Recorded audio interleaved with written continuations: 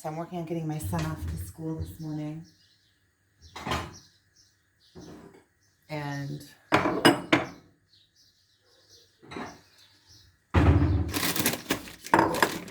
wanted to update because the last movies that I put up, I've been getting a lot of comments on, and good comments about caring for me. And I just want to update. Yesterday, I saw him again, my twin flame, and we had a really nice time. We always do when we meet. And he told me more about, you know, his encounters, and it feels like, see, with this twin flame thing, a lot of the messages that I got from people were that he's not good for me, and I get that. I get that. I've broken up before with people because I knew that they weren't good, even though I felt emotions towards them. I still just sat through it because I knew in my inner being that they weren't good for me. And so I just sat through. I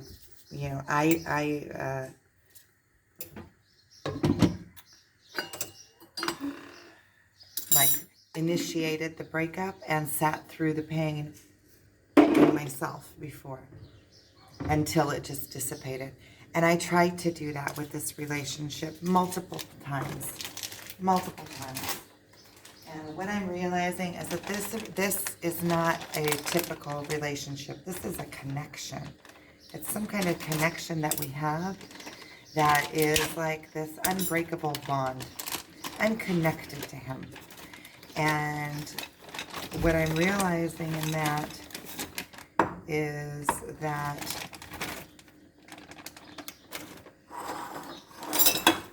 I'm going to weigh these.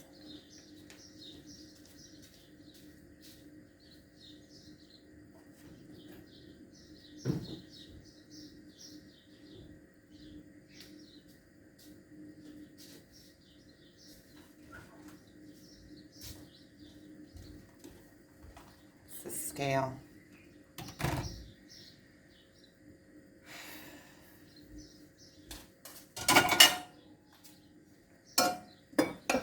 I'm weighing, I know this is funny, but I'm weighing these because I got a 6 kilo pack for my boys. No, a 1 kilo. Let's see. Okay, so that is 501 grams. Let's see how much the other one is. The reason I'm weighing it is because that one was 501, we said, and this one is 515. See, I got them pretty good. I got them pretty close. There, they're even. Even enough.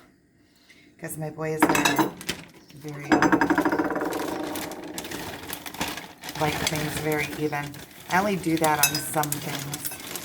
The weighing things. When they were little, you know, they would fight over who got the biggest, who got the best, who got this, who got that. And so finally, one time I just pulled out a scale and I said, okay, we're going to weigh this. And ever since then, they love the scale. They love it. Because I pull out the food scale and they get exactly even. And then there's no room for arguments. I love it. So what I'm realizing on the twin flame journey is that it's a connection. And it's a given. So, really, it's yeah. Just a moment, pause it. He wanted me to bring him a towel. My older son who's in high school, my older middle son who's in high school, doesn't have school today. I guess their school already finished and let out for the summer. But my younger son has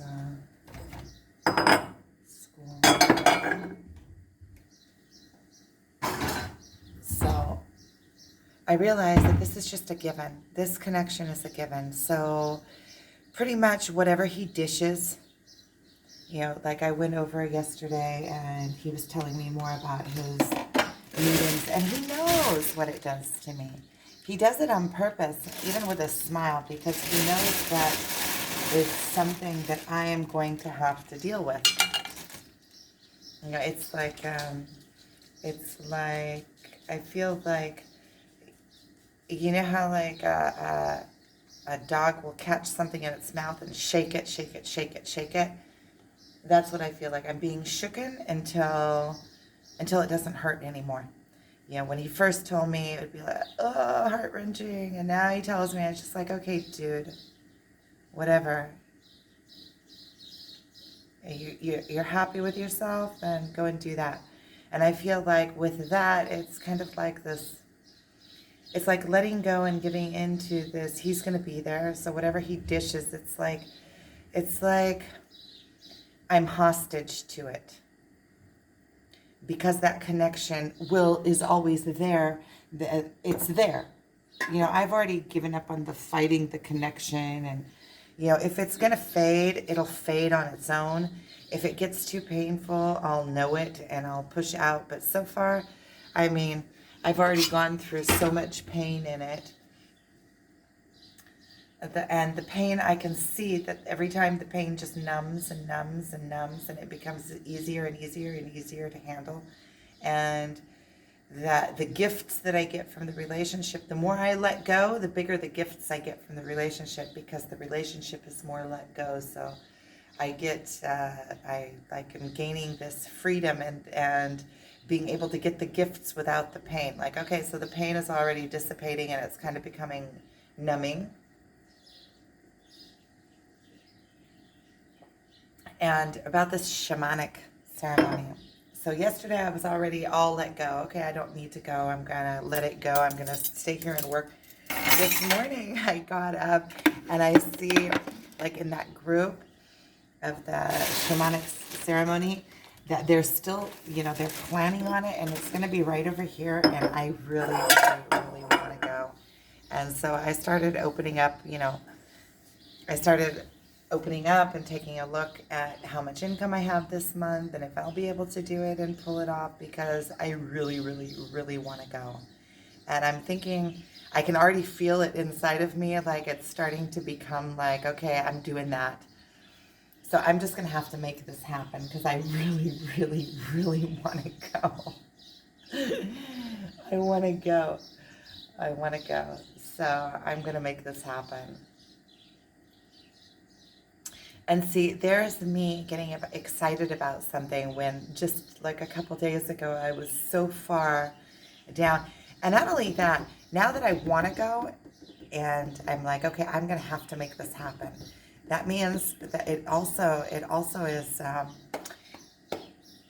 like hitting a place in me that says, okay, get your butt in gear and get your business going. You know, start paying attention to me, to my business. This is the part that I was saying about bringing the energy back to myself. I feel like, almost like it's happening in itself.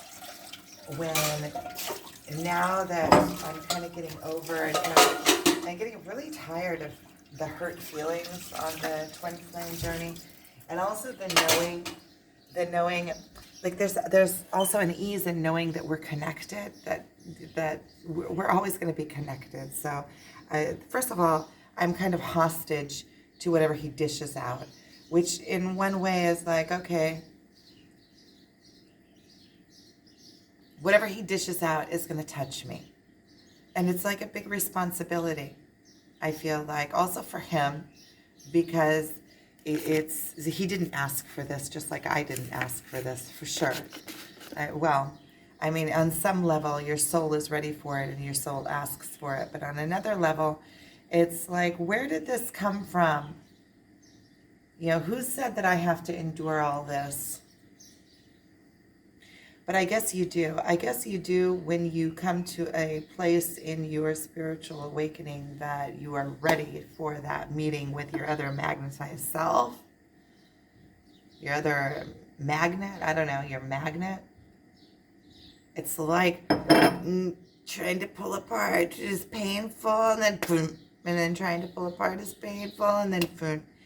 And so I figure if I could just allow him to be in my life, and all of this doesn't have to be detrimental, and I'm excited about my things anyway, like this shamanic ceremony that I'm going to, and I'm starting to get excited about my work. It's so funny because the synchronicities between me and him, between him and I, are uncanny. The synchronicities that him and I have together.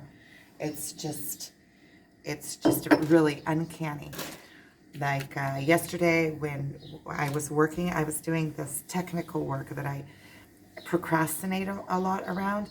When I actually sit down to do it, I'm pretty good at it. I was building campaigns for my Amazon products, which I feel like is a way that I can immediately increase my income. It's a whole bunch of technical things. It's getting in and updating my listings and keyword optimizing them now with the new AI. I can do that better. And advertising, making groups, and figuring out, it's all sorts of technical work. And then when I talked to him, it turned out we were both doing the same kind of technical stuff all day. Or it seems like we're always in sync in things that we're doing. It's really strange. And I told him, wow, that what you were doing today sounds a lot like energetically wise, a lot like what I was doing today. And he says, you see, do you have that with anybody else? And so he knows. And in the beginning, when we sat down, everything with him it becomes like sometimes like ceremonical, like almost like a ceremony. And so when we first sat down, he made like a praise. Like he said, he said thank you for this opportunity and for the being together and for the work that we're doing with each other. So he knows. He knows that we're doing this work. I know he knows because of little things that he says that, little things that he says. I get it. So I'm thinking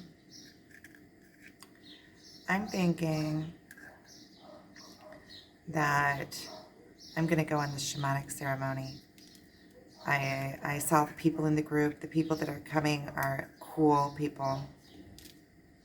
And I'm just going to figure it out later because I really want to go. And in life, I figure that there are, this I've been waiting for this for like 2 years, and not going just because of money is kind of silly. And I figure with things like that, the experience, let's say 5 years down the line, even 3 months down the line, the money won't have mattered. Even 3 months down the line, that won't even be part of my consideration. So with my twin flame, we got to a place where I feel like I'm kind of hostage in this, and hostage in a way that I understand. So I'm going through this. I'm going to learn the lessons no matter what they are. So whatever they are, I'm just going to flow with them. I'm not going to worry about them.